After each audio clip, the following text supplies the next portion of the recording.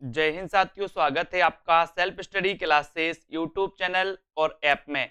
दोस्तों, अपना doubts clear वाला जो सेशन चलता है वो रोज आपके लिए वीडियो आते हैं। ऐसे हिंदी साहित्य में बहुत सी रचनाएं हैं जो एक जैसी हैं, बहुत से ऐसे प्रश्न हैं दोस्तों जिनमें डाउट्स आपको लगता है और हम डाउट्स के चक्कर में गलत क्वेश्चन करके आ जाते हैं, है ना। तो आपको बने रहना है इसी प्रकार से self study classes YouTube channel पर। और दोस्तों, अभी तक अगर आपने सेल्फ स्टडी क्लासेस का ऐप डाउनलोड नहीं किया तो ऐप जरूर डाउनलोड कर ले। वहां पर आपके लिए हिंदी साहित्य का कोर्स लॉन्च किया गया, तो आप कोर्स में एडमिशन ले सकते हैं। ठीक है, तो दोस्तों सबसे पहले यहां पर आपसे पूछा जाता है कि सन्यासी किसकी रचना है। सन्यासी किसकी रचना है। अब दोस्तों यहां पर आपको क्या है, कंफ्यूज होता है अगर इस प्रकार से क्वेश्चन पूछा जाता है, क्योंकि आपको पता है कि ईलाचंद जोशी की भी रचना है, लक्ष्मी नारायण मिश्र की भी रचना है, लेकिन इसकी विधा क्या है वो देखना है अपन को।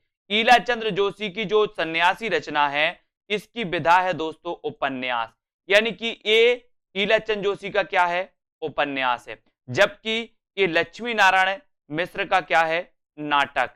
ये नाटक आपको पता है, बोले सर लक्ष्मी के नाटक में, है ना, लक्ष्मी का नाटक छोड़ के लोग क्या बन जाते हैं, सन्यासी बन जाते। लक्ष्मी का नाटक, तो लक्ष्मी नारायण मिश्र नाटक से नाटक है और सन्यासी बन जाते, तो सन्यासी इनका नाटक है ना। ईलाचंद जोशी का ये सन्यासी क्या है, उपन्यास। ठीक है, इसको देखेंगे। अब दोस्तों दूसरा आपका डाउट है मुक्ति पथ, ये किसकी रचना है। अब मुक्ति पथ के बारे में दोस्तों आपको दिख रहे होंगे उदय शंकर भट्ट, ईलाचंद जोशी और अभय मौर्य, ये तीन लोगों की रचना है। अगर ऐसा क्वेश्चन आएगा तो ये क्वेश्चन गलत होगा, क्योंकि उदय शंकर भट्ट की भी रचना है, ईलाचंद जोशी की भी है, अभय मौर्य की है। लेकिन अगर आपसे पूछा जाएगा कि मुक्ति पथ नाटक किसका है, तो आपका उत्तर उदय शंकर भट्ट होगा।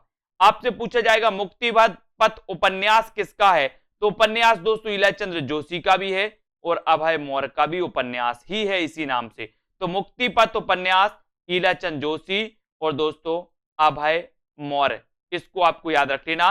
उदय शंकर भट्ट का मुक्ति पथ क्या है, नाटक है।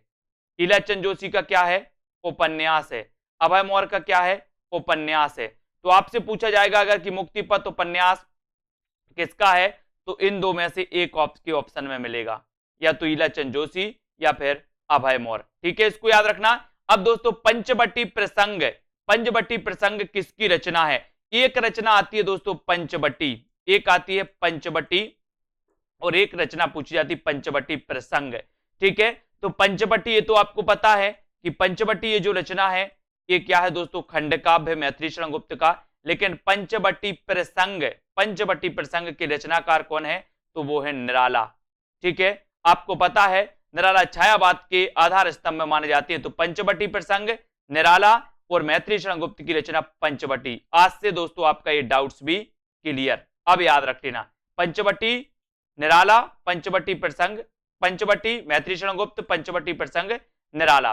ठीक है, फिर यहां पर बात करते वापसी किसकी रचना है। वापसी, तो वापसी के बारे में दोस्तों आपने कई बार पढ़ा होगा, ऊषा प्रियंवदा। ये तो सबको पता है कि वापसी ऊषा प्रियंवदा की क्या है, कहानी है। लेकिन अगर आपसे पूछा जाए कि वापसी एकांकी किसकी है, तो आपको क्या बताना है, वापसी एकांकी की रचनाकार उदय शंकर भट्ट, वापसी कहानी ऊषा प्रियंवदा।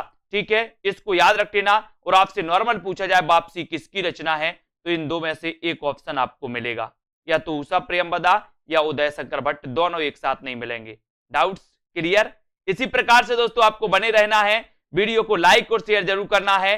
आपका अगला डाउट से रस विमर्श किसकी रचना है, रस विमर्श के लेखक कौन है। तो यहां तो सीधा सीधा है दोस्तों, रस विमर्श राममूर्ति त्रिपाठी, रश्मि मानसा रामचंद्र शुक्ल, रस सिद्धांत डॉक्टर नगेंद्र, है ना। कई बार पूछा गया कि डॉक्टर नगेंद्र इनकी रचना कौन सी है, रस सिद्धांत, रामचंद्र शुक्ल रश्मि मानसा, है ना, डॉक्टर राममूर्ति त्रिपाठी रस विमर्श। तो ये भी डाउट्स आपका क्लियर होता है, इन डाउट्स को भी अपन को क्लियर करना है। ठीक है, और इसी प्रकार से दोस्तों आपको बने रहना है।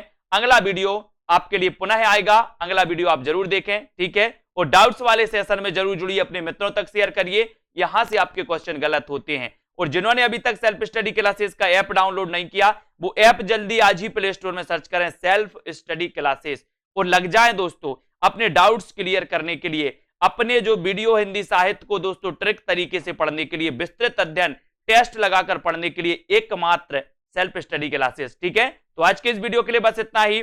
जय हिंद।